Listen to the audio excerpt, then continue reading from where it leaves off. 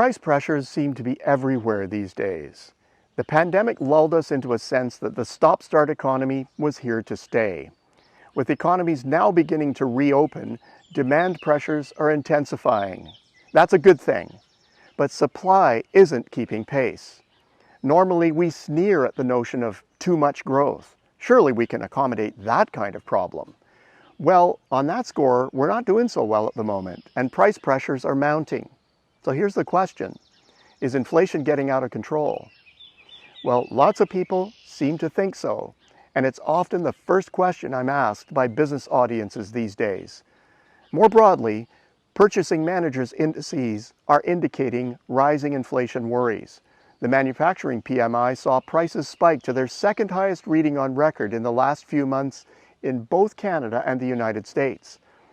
Consumers in Canada seem to be anchored at the 2% level, but in the US, inflation expectations at the consumer level are rising to levels not seen in a long time. Now, why does that matter? Well, ask any central banker and they'll say without hesitation that managing inflation expectations is critical when it comes to price stability.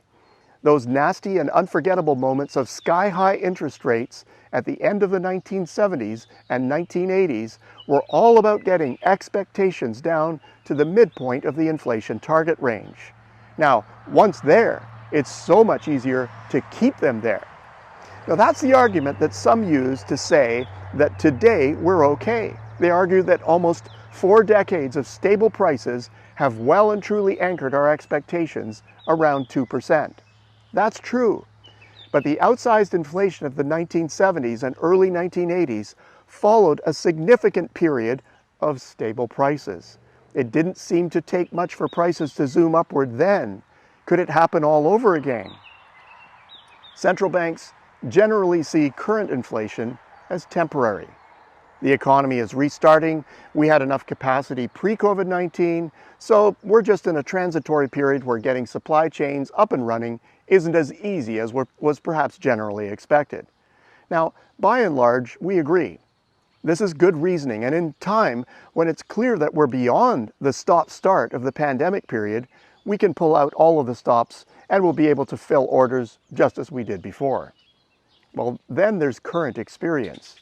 U.S. producer prices are up 6.1% year-on-year in April, while last December they were up just 0.8%. This is no mere base effect of the pandemic. Monthly increases at annual rates have hit double digits twice in the past 4 months and have recorded 5 consecutive months at well above the 2% target level. These increases aren't being fully reflected yet in the downstream consumer prices, but give it time. Stateside, that index is also on the march. The Consumer Price Index was up in the United States 4.1% year-on-year in April, following a steady acceleration since last August. Prices saw a crescendo to monthly annualized gains of 7.7% in March and 9.6% in April. Now, if monthly gains are tamer through the rest of the year, say below 3%, the year-on-year increases will still be above 3%, the 3% upper limit of the target range by the time we get to year-end. Now, Canada's situation is different, but may well catch up. Producer prices here are running ahead of U.S. prices, up 14% year-on-year. That follows a scorching 5-month run of growth at very strong double-digit pace. Core Producer Price Index inflation is also up sharply, at 10.3% year-on-year in April. Consumer prices in Canada are contained, but there are early signs of a ramp-up. Things were pretty stable through February, but monthly gains in March and April moved the all-items growth to 3.2% from just 1.1%, and core from 1.3% to 2.2% in exactly the same time frame. Given upstream price pressures, the higher dollar might not be able to hold consumer prices at bay for too much longer. In our high-frequency world, what happens most recently is highly influential on our thinking. In addition, getting things up and running all at once is going to continue to be problematic, especially ahead of convincing evidence that herd immunity has been achieved. Just watch what happens at that point in time.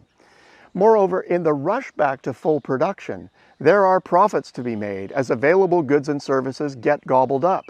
And that creates sort of a perverse incentive to underproduce or to extend the shortages. The bottom line? Logic suggests that there's enough capacity in the system to get us up and running without igniting inflation. But given the noise and chaos of the past year, logic may not prevail. At the same time, there are tighter capacity limits on some businesses than on others, and the tighter ones may not have a lot of near-term wiggle room. Best to keep a sharp eye on your own supply chains, and if you can, buy a little extra, but just a little. Until next week, I'm Peter Hall.